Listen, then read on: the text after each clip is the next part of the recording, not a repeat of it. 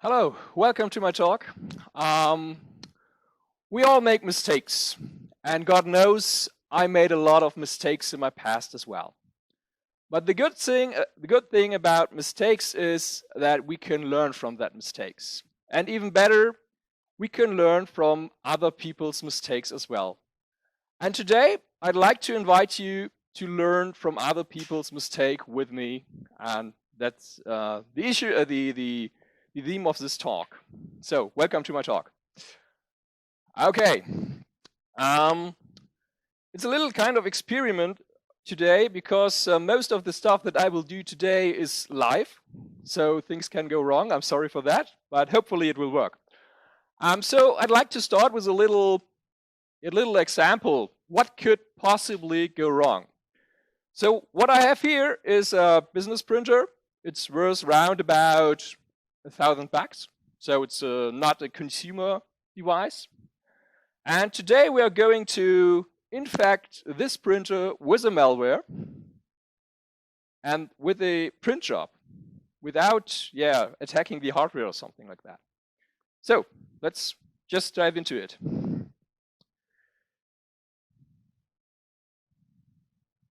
So what you can see on the right side is the display of the printer. There's the camera above the display so you can see what happens on the printer.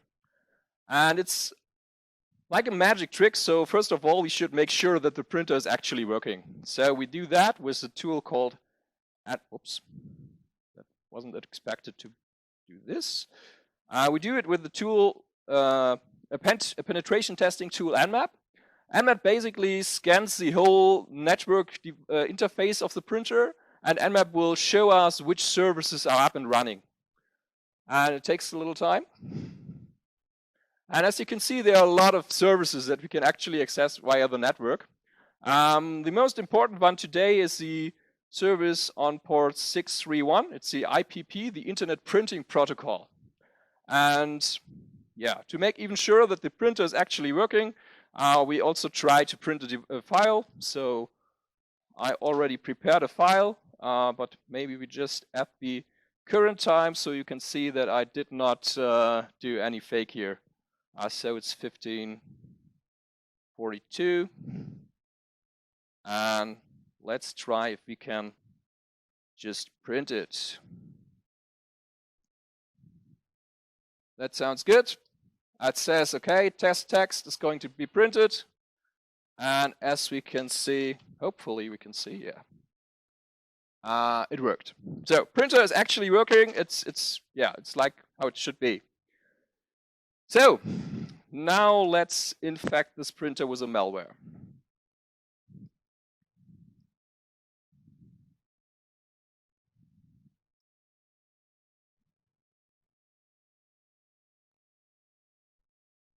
It works most of the time. Okay, actually something is happening. As you can see, the printer is processing something. But what you don't see is there's no print coming out of the printer. So what's happening in the background? There is a vulnerability in this printer. And at the moment, we execute some code at the printer. And this code will modify the whole firmware. And it will modify it permanently. So in a few seconds, you will see that something is actually wrong with the printer. Yeah. That's live.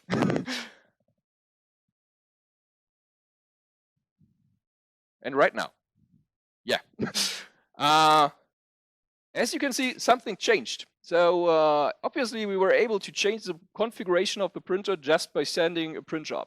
And that's not the expected behavior. Funny story at that point. We told the manufacturer that it's possible to change the configuration with a print job. And the manufacturer said to us, it's not a bug, it's a feature. So this is actually intended that the whole configuration of the printer can be changed with a print job. Okay. So we have to wait a little while because it's a 200 megahertz power PC inside the printer. So it takes up to 3 minutes to boot. I won't go through the whole boot process, but have a look at the malware, and we have a look at what the malware does and what the manufacturers did wrong. So, and from time to time I show you the display again because there are some funny messages on the display. Hopefully I get these messages when they are on. Okay. Oh yeah, this is one of the funny messages. So obviously something went wrong. Good. So let's have a look at our malware. That is the wrong window. So, to analyze the malware, I use an open source tool called the Firmware Analysis and Comparison Tool. It was actually intended to analyze firmware, but it also is very well for analyzing our malware. And the first thing that we see is the file type. Actually, what I printed was not a PDF document.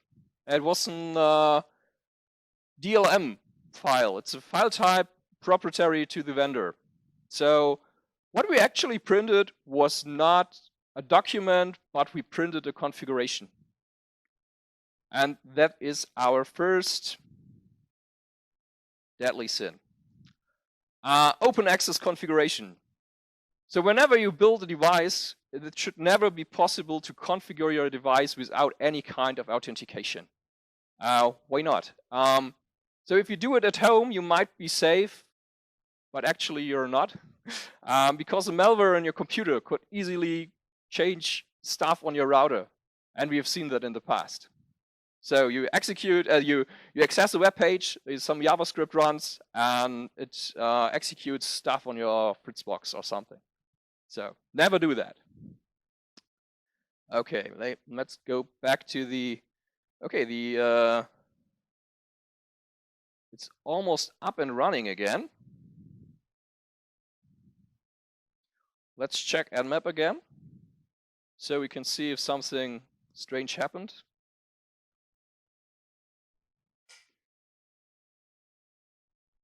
Oh, by the way, the printer is doing some prints. You will see it soon. Once a minute, the printer is now going to print out you've been hacked. just to make absolutely clear that something is wrong. So this demonstration was intended to do it as visual as possible. Okay. So as you can see, something changed. I hope you can see it in the back of the room. The ports that were opened before are now filtered, so you cannot send any job or any messages to these ports. And there's another interesting thing. Port 22 opened. Port 22 is SSH.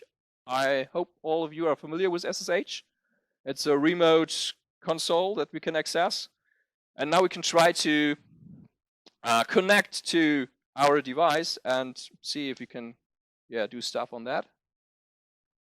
So what I actually did is I installed a backdoor on the printer by just sending a print job. That's cool. So it takes some time. Hopefully it works. It works most of the time. Oh yeah, that looks good. So we are on the printer.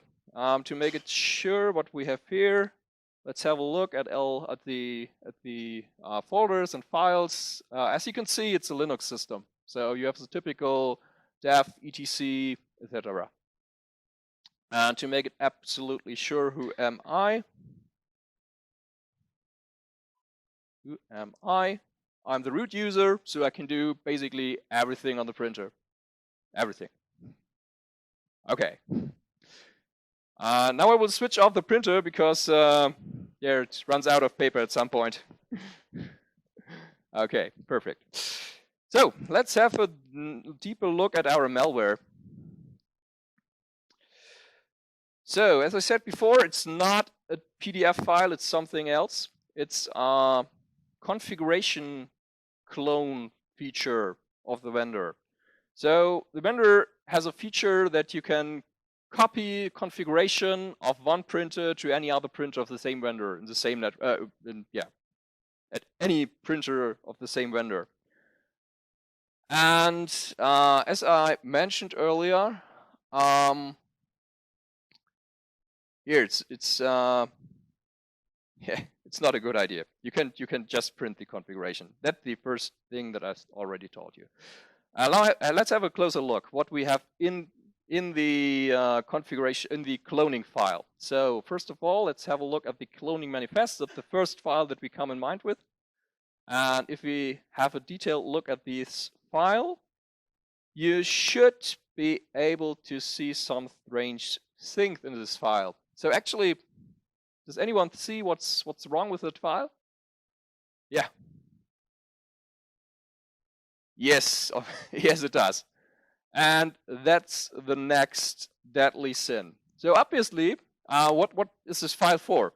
So this is a configuration file that says the configuration update process, which files to process, which to change. And what you actually see here is, okay, there's a file data clone storage ds clone. This file should be processed. What they do not do, what they don't do, is to check that there's any bad stuff in this line. So actually, this is just put to some command line client. And what we do is a simple pipe. It's a very, very simple code injection attack. So let's get to our next deadly sin. I hope I did not mess the order. Okay. So, second, trust incoming data. Never, ever trust incoming data. It doesn't matter if it's user-generated data, if it's data from the network, don't trust it. There's always the risk that someone is trying to fool you, to execute code, to do whatever bad stuff. Okay, let's go on.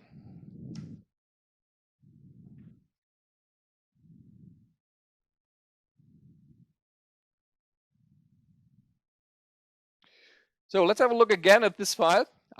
So what are we actually doing in the shell code?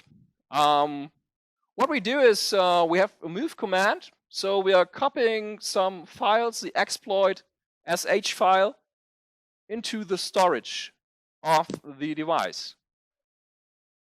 And that's bad. Why can we do that? Because everything on the device is mounted with write permissions. So if I'm able to execute code on this device, I can just overwrite any file on the device. And actually, that's not a real vulnerability, but it's you left out the mitigation technique. It's a very easy mitigation technique to just mount stuff just readable if you do not really need to write to a partition. And that's our next deadly sin.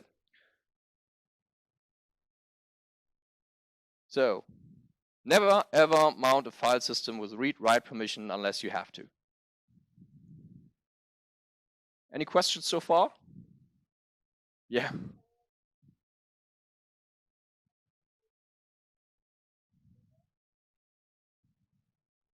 Yes. The question was how did I did get root access and how I did it.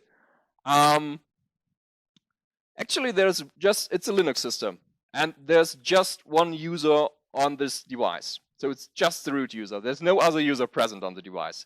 So if you can execute code on the device, it's always run as root. That's actually, the question was if we did not have to put a password or something. Actually, there was a password, but we just override the password so we can log in without password.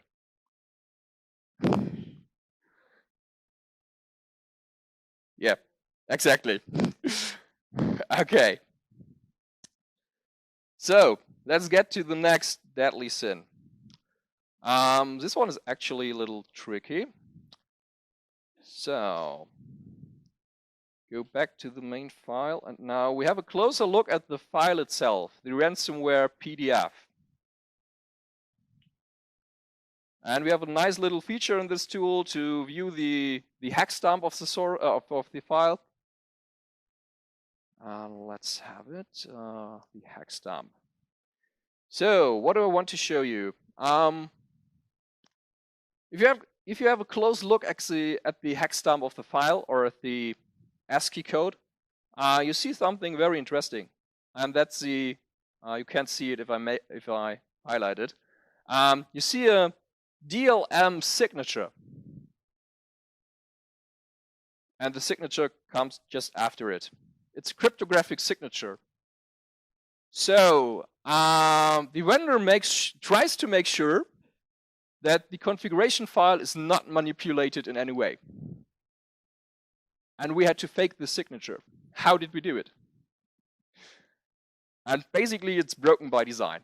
There is a tool on this printer to generate these clone files. And this tool includes the private key to generate the clone file.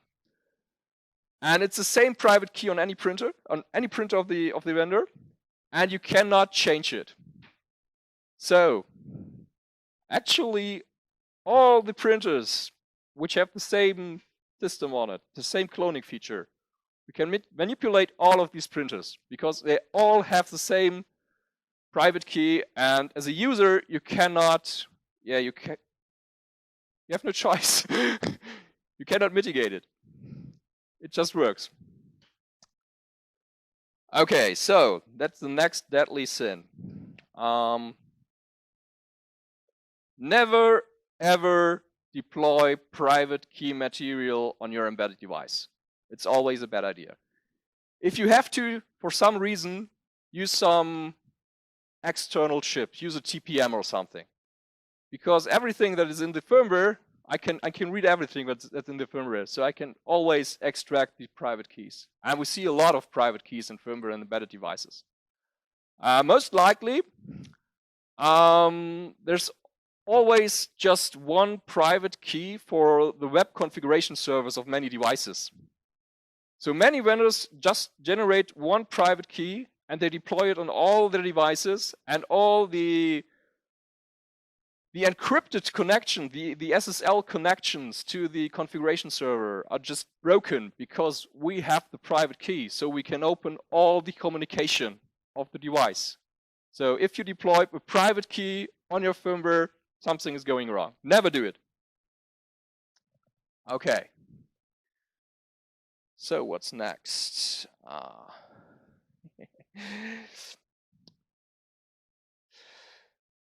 So as I just showed you, I opened an SSH connection on the device, and it was very easy to do it. Let's have a closer look what we actually did.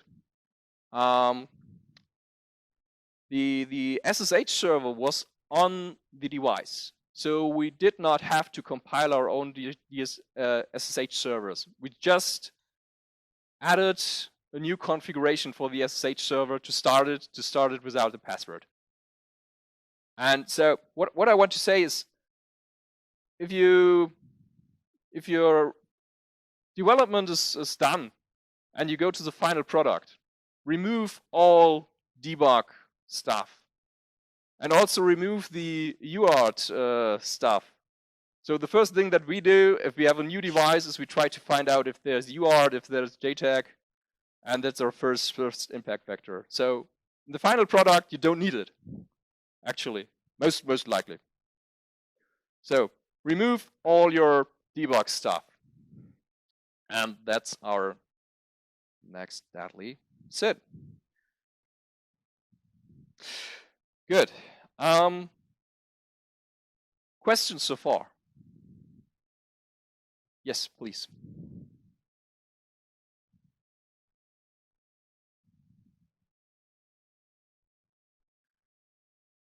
The question was, what is the alternative to add the private key on the server? The best way is to generate it at runtime, at first start, for example. If you really need to add a private key for connecting to some server, you should not include it into the firmware, but into some other trusted platform module chip. So something that I cannot read out with my tools, where I have to use much more force, much more effort to get to the key. But in most cases, you won't need it. Okay. Any other questions so far? Good. That's all for the printer at the moment. Let's have a look at something else.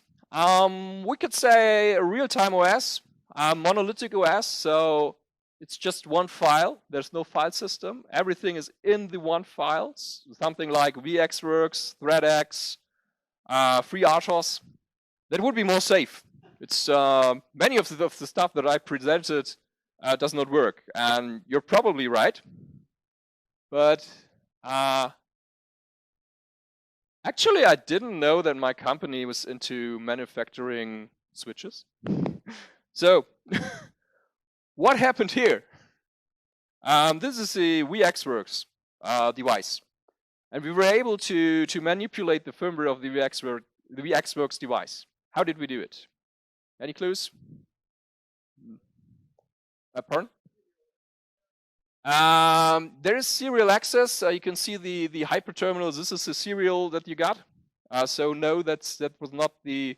Well, actually, that's part of the truth. What we actually did, we created our own firmware update file, and you can also update the device by using the serial access, but you can use the web interface as well. And why were we able to create our own firmware update file? I don't know why. Maybe I know why. Many vendors do not sign their firmware. They just add a checksum. And a checksum is something that I can calculate on my own. So that is actually what we did. We reverse engineered the format of the update file. And then we've seen, okay, there's a checksum. It was a TRC32 checksum, so very easy to find. And we just calculated our own checksum, and we were able to just update our switch with our own firmware. So this is just one example what you can do. Of course, you can do other stuff, but it should be visible. So you wouldn't have seen anything if it have changed something in the code. Okay. Questions about that? Trust the checksum. Never ever implement firmware update feature just with this checksum. It's not safe. It's not secure. Good. And I'm almost done. I have many time left. Didn't think I've been such fast. Okay. If you were, oh, actually, actually this should be 2 slides. If you were at the lightning talks yesterday, you've already seen the picture. So what's wrong with the picture? Yeah, I already inserted the hint. And what do you see? On the picture, you see the main board of exactly this printer. And what's funny about it is that you can just open a door at the back side. You can't see it by now, but I'm open it. And you can open it without any tools. And so anybody with access to the printer, physical access to the printer, can just change the SD card. And on the SD card, all the complete firmware is on the SD card. So there's the bootloader, the root file system, and some other stuff. It's all on the SD card. So if you just remove the SD card and put your own SD card in it, you can hijack the printer. It was very cool for us to find this printer because after this demonstration, I can just put in a new SD card and it works perfectly again. But it should be obvious that it's not a good idea to use it in the final product. Okay.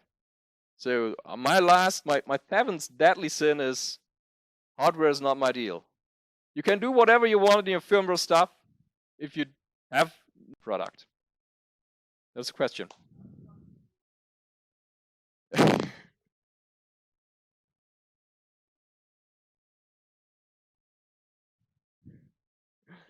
Okay, the question was what the matter with removing an SD card if you can also desolder an flash chip.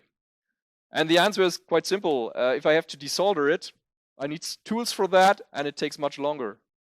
And if I just have to remove an SD card, it takes just 30 seconds, and I'm done. That's the only issue with the SD card. So it's much more easy to change an SD card than to desolder a flash chip. Yeah, that is a question.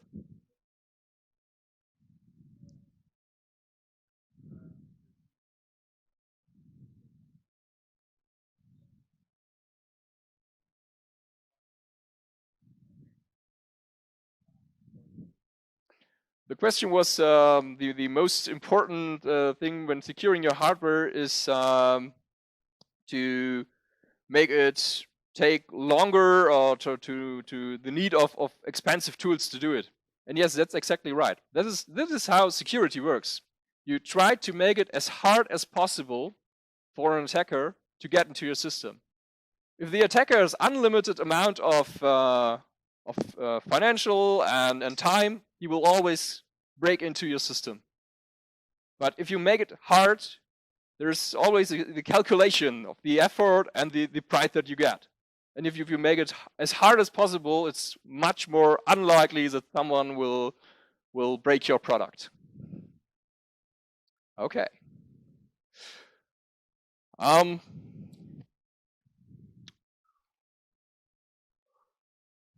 Little summary. One final remark.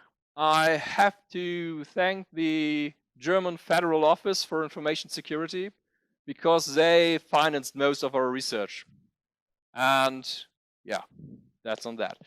Of course, these were just 7 examples of things that can go wrong.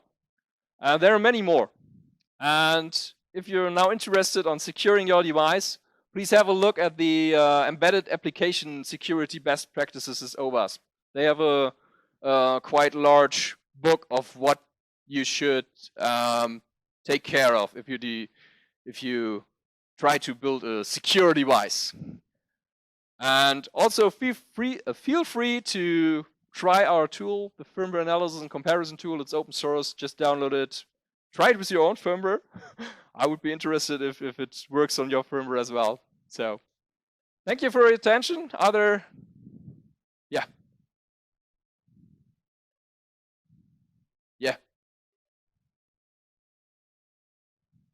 The question was about asymmetric encryption in embedded devices. If it's too, what did you say? It's too expensive in means of computational power, I think, or yeah. Actually, it hardly depends on your device. So most devices that we have a look at are very powerful. They have a full-featured ARM or MIPS processor, so you can do it. You can just do it. If you have just a microprocessor, I'm not quite sure if there are any other cryptographic algorithms beside RSH and DSH that you can use. But yeah, I think it depends on your device. Many manufacturers do the asynchronous encryption in their devices. Yeah, there's a question.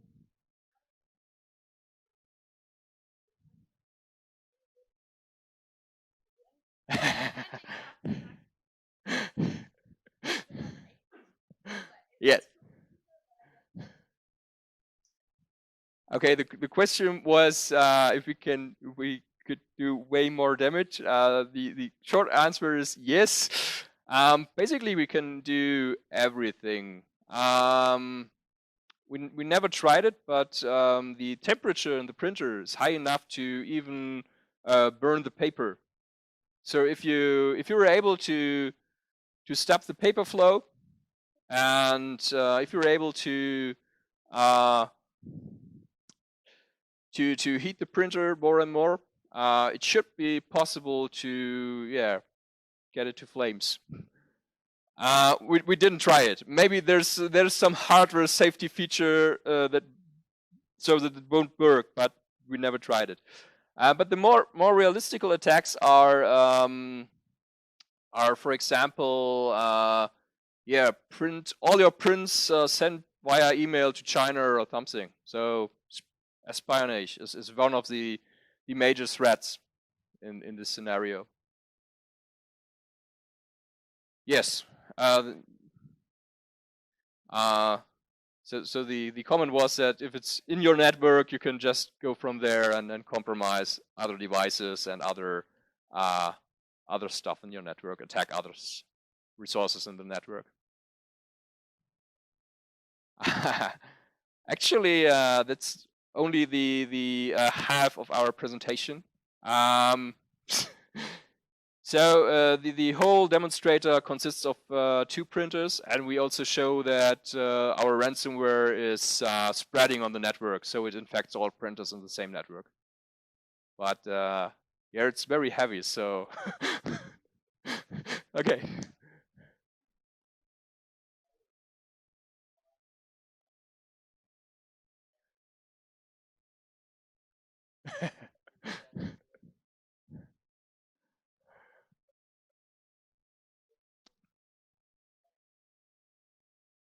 Okay, the question was, to sum it up, why do even large developers make so many mistakes with that? Long answer short, I don't know. I think that security is expensive, and as long as the attacks are not as expensive as the security, it's easier to just, yeah, okay, there's some printers that are hacked, okay, but doesn't matter for the management. But actually there are other companies which take it much more serious with security. And you won't find any device, as well as you won't find any software that is that has no bugs. So, but it's okay to have bugs. But many vendors, well, they don't respond to our disclosures. So if we present them the bugs, they don't even care. They don't answer. Yeah, that's something that we get quite often. Yes.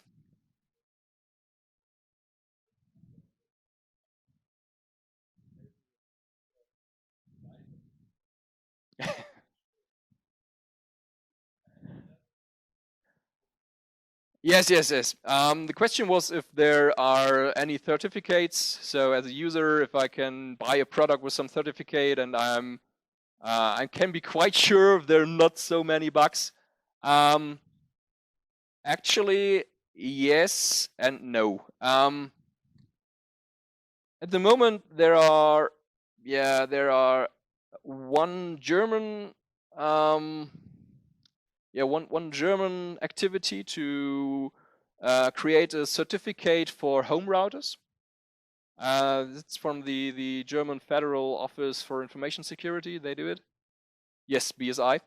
And there's also an international approach, a European approach to certify IoT devices, but both are not ready yet. So they are still in their development phase. The final certificate is not available yet. So, yeah.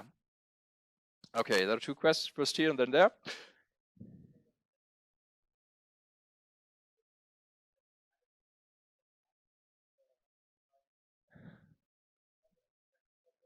Okay.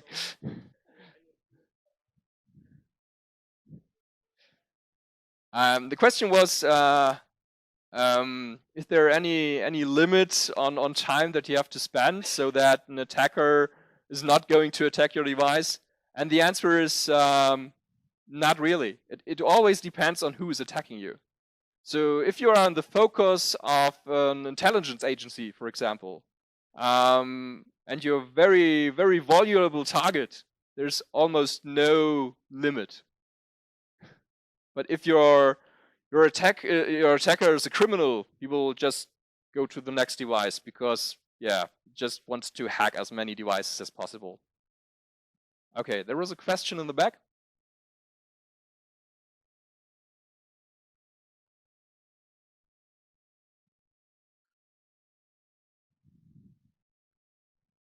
Yes. Yes.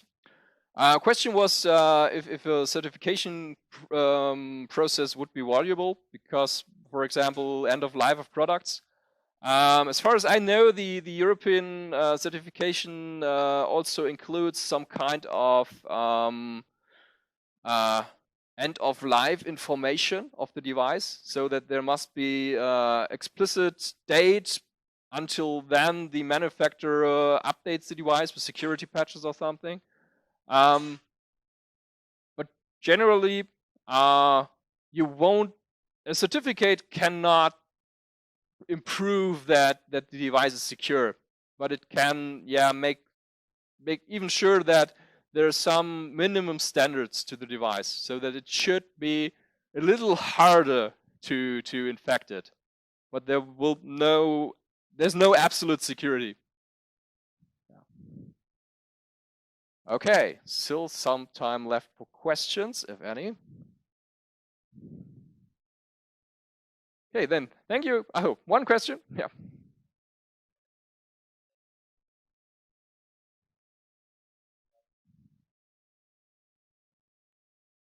Okay, question was, how do I decide how many time I invest in protecting my device?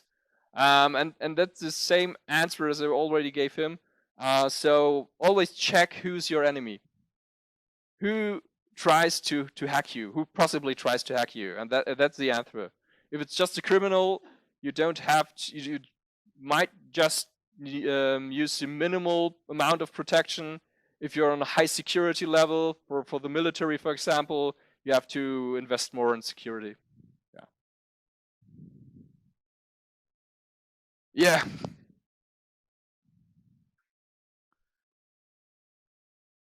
Okay, the comment was, what's the gain? So if you're hacking your device, basically there's no benefit for the attacker. It might not be valuable to protect it, and I have to say no.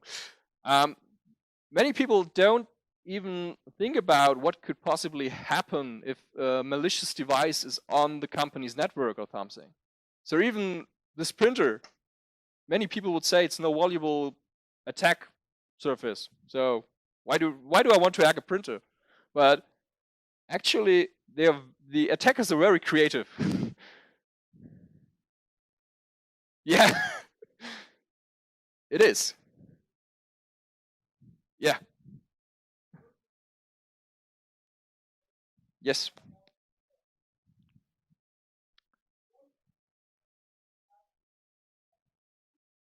Yes.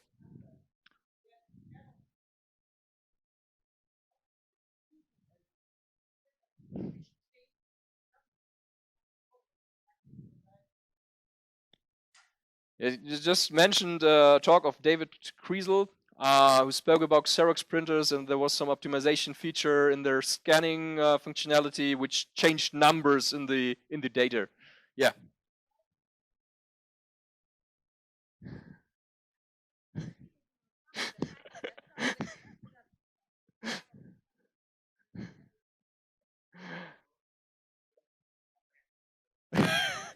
The question was, how do I make sure that my printer or whatever is not hacked at all?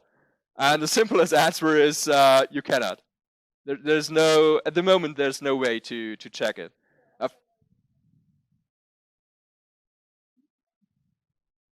Um, the question was if there's a resetting algorithm or functionality or something, and actually I have not seen any so far. Yeah, maybe some of the attacks you can monitor from the outside if you use an intrusion detection system or something. You can have a look at if there's something wrong in your network, if there's some traffic that you wouldn't expect. But on the other hand, you don't have any antivirus for an embedded device, so yeah, there's no real security, no real nothing to make sure that your device is not hacked. Yes, question.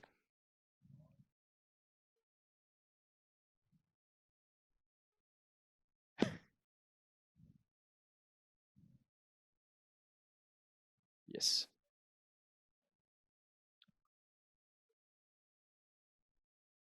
that pays the bill. Question was, so who's responsible if your device is hackable, or if it's easy to hack, or if it just burns? And the answer is, we don't know. And that's the thing that I also discussed with management and other people. At the moment, it's not specified in law who's responsible for the product if it does something, if it's hackable, if some bad stuff happens.